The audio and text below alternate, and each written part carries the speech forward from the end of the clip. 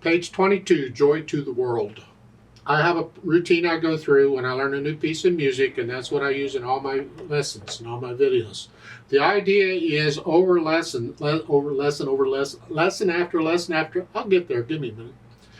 You eventually get the idea that there's a routine here, a process, a system that's used. Because eventually you want to be able to go to a new piece of music and learn it without a teacher, without anything. It's just you. Well, if you have a plan of attack, that helps. And that's what I'm doing in this video. So you don't have to use my system. You can adjust it as you see fit. But I just want you to know that as long as you have a plan of attack on these, you can take a new piece of music and learn it and have the confidence you're playing it correctly. Hopefully. That's the goal. However, let's go through this. First, I look it over. I see it's 2 pages long, but there's repeat signs and endings, so it's really longer than that. But really what I'm looking for is how much music do I need to learn, and I've got 2 pages worth of music to learn. Okay. Well, almost 2 pages. Then treble and bass clef, because they don't always have to be those clef signs. Check the clef signs. There's no sharps or flats in the key signatures, so we're either in the key of C major or A minor, because those are the keys with no sharps or flats in them. I make sure I do the scales for C major and A minor, though. I can do those scales. Bookmark the playlist for scales and the one for arpeggios, because you can use those when you need them. If I look at the end, I'm bottom page 21, the last measure here, that's a C major chord. I usually look at the end of a piece because most music, not all, most music will end on its one chord, and that's the tonic chord. It's C chord, it's in C major. I still do the scales for C major and A minor, though. Get them both. And 4/4 time signature. All right. I want to do it one hand at a time to make sure the fingering and everything is working. In the right hand, we got these chords going down. Well, this is fun. How do we do this? Well, there's techniques that'll help do this. It's different for different people. This is what I use. This will help me out a lot. All of these chords in this pattern happen to be the same pattern. Here, the physical pattern, the physical sensation is the same. The hand, the pattern is the same. When it does that, I'll put my hand in that position for all of it. I'll aim one finger, usually the melody, whatever the melody is, and I just let the other fingers do whatever the other fingers do. Well, a lot of times the melody is the top note. It'll be here. I'm aiming the little finger. That's what I'm focusing on. That's what I want. And the other fingers just go there. I don't have to think about them. They just do what they're supposed to do, the little devils. The problem with this is you'll get tense. You'll want to keep your hand in that position. You don't want to move. Oh, don't get tense. Naughty, naughty. Not. And if you'll flex the wrist when you do that with each bomb, bomb, bomb, you can't get tense and flex at the wrist at the same time. We're not built that way. So you here, just and then here. You don't have to come way up. Just make sure it's the wrist. Don't use the arm to do this, is what I'm saying. If you do that, you have to stay that. Right? It takes a little getting used to it. Really, though, you should be able to do this focusing on any finger. So maybe you take advantage of this piece and work on the technique on this. Focus on the thumb. Then put your hand, focus on the thumb. Okay, focus on the middle finger.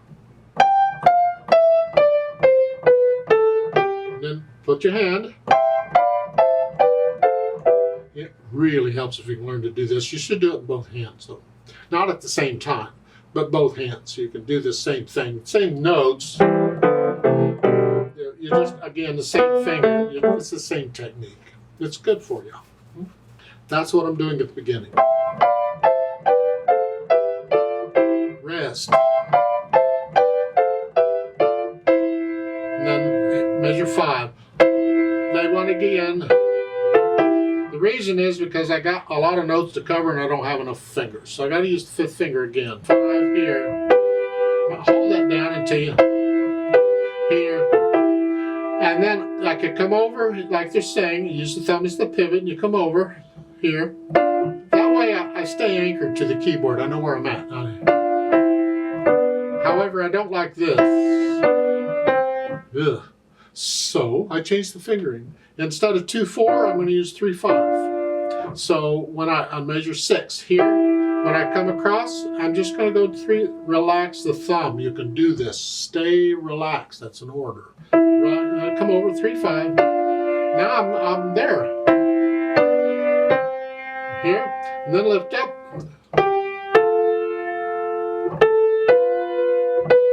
It's the end of a phrase here. You can get away with this.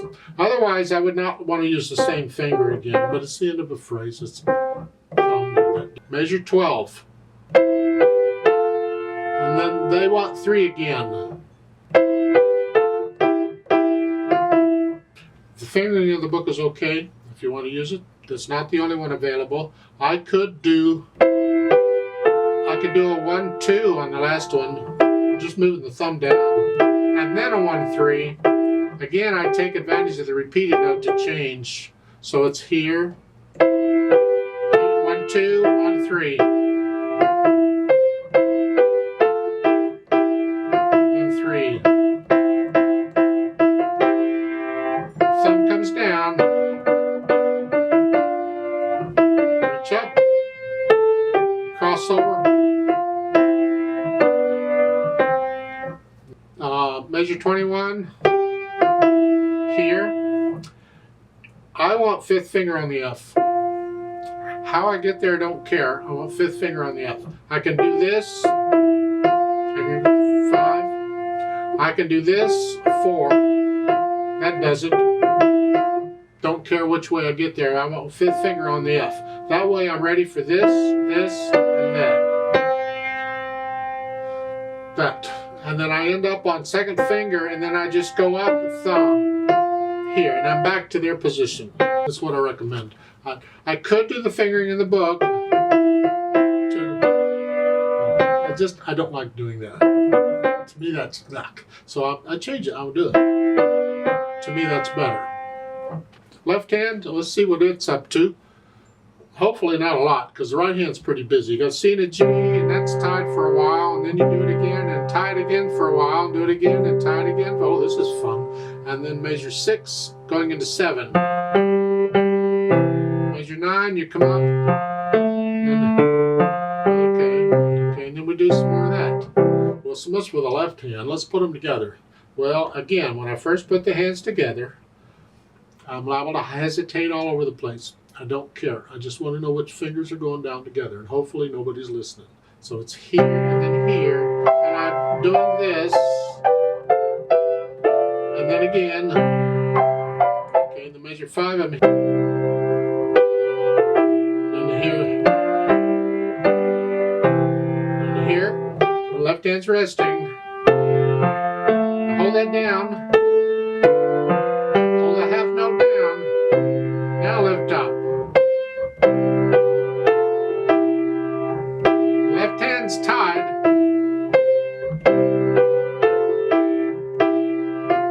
Now measure 15, lift up the left hand for the last beat. This is by itself.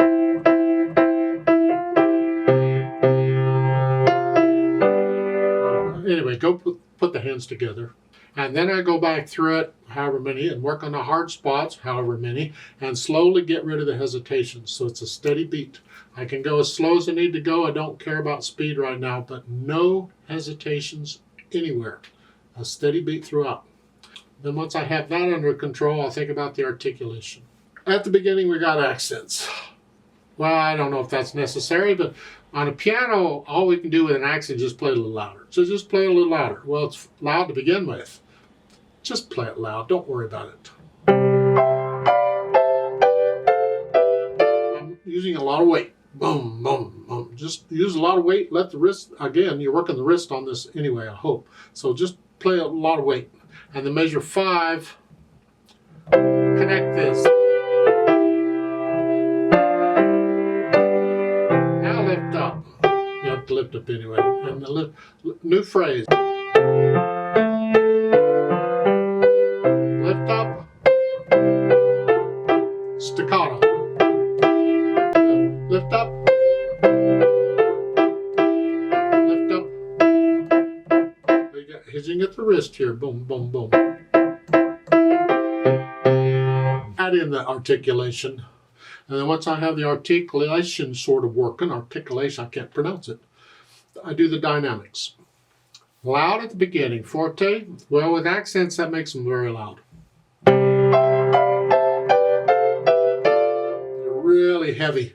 See, I play by weight. How much weight I'm playing determines how loud it's going to be. Here, I'm very heavy because I want to stay relaxed. I don't tense up and go bang, bang, bang, bang. No banging allowed. It's just very loud. It's very heavy is all. Now, measure 5. Again, more loud, but now without the accents.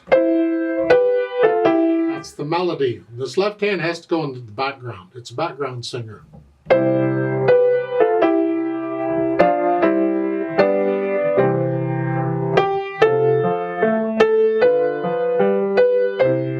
And staying loud.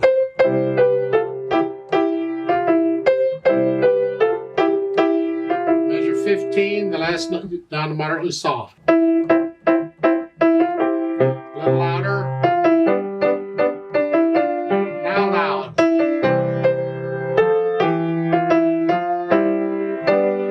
What we did there, we sort of had the effect of a long crescendo. At measure 16, you were moderately soft. And then going into measure 18, you come up a little bit moderately loud.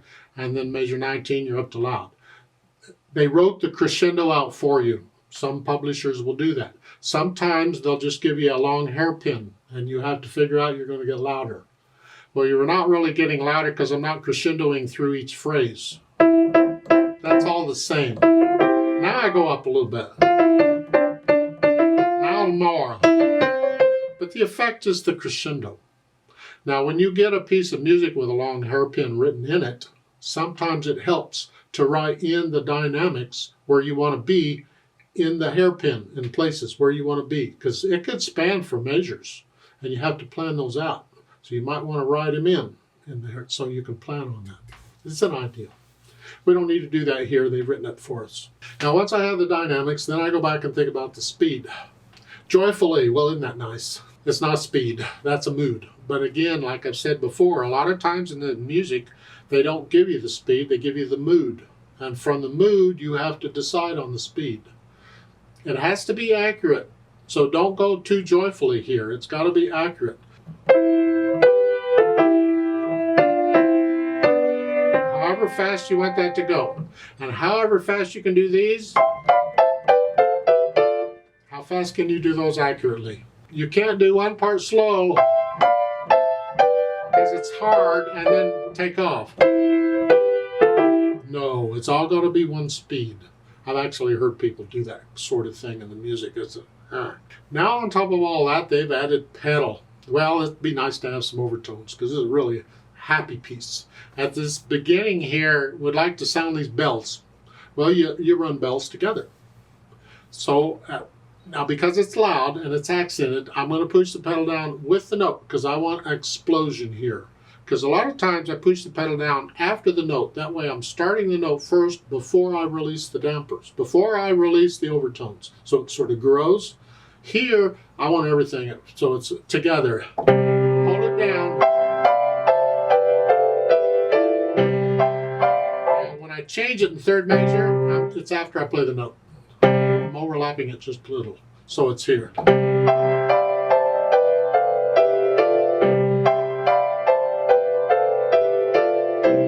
And now it's overlapping.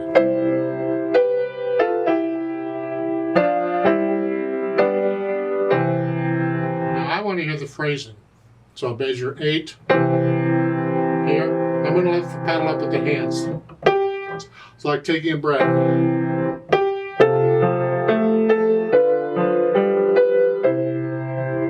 And again, on measure 12, 11 here, I want to hear the phrasing. So I'm lifting the pedal up. But I have to pedal the pickup beat because it's a repeated note and I want to connect it. So I pedal it.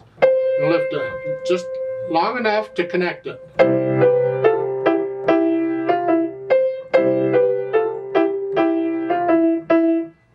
Now on measure 13, going into measure 14, if I want to connect it, I got to pedal just that little bit. So again, at measure, or the pickup to measure 12 is.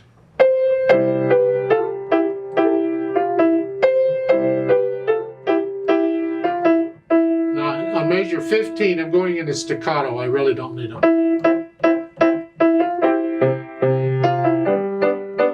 No pedal here, of course.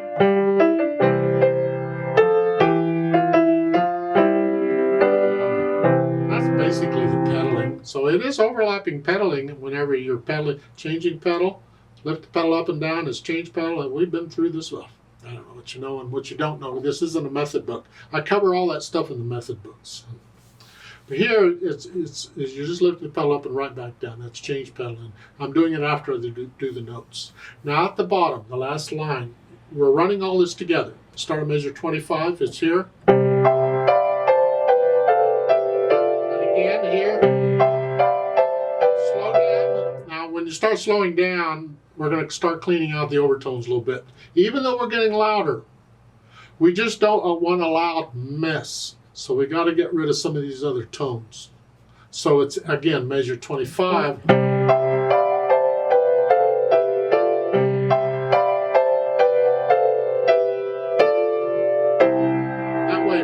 Out the other overtones, and we end up with just a C chord and its overtones.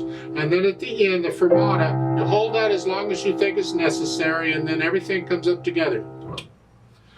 Now that's the pedal, as near as I can tell.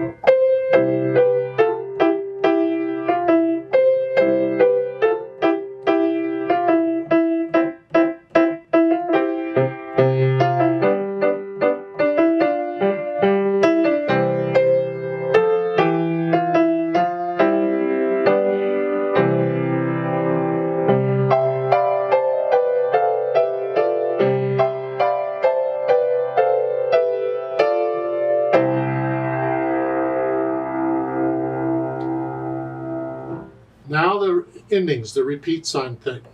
You see on the endings, it measures 23 and 24. Measure 23 is actually two endings, 1 and 2 combined. They can do that. Well, obviously they did. It simply means you're going to keep repeating so you can do all the verses, because there's 3 verses. And then when you're done with the verses, you go to the third ending and on. If you're not going to repeat it at all, then you skip measure 23, don't play it at all, and go directly to measure 24 and finish it off.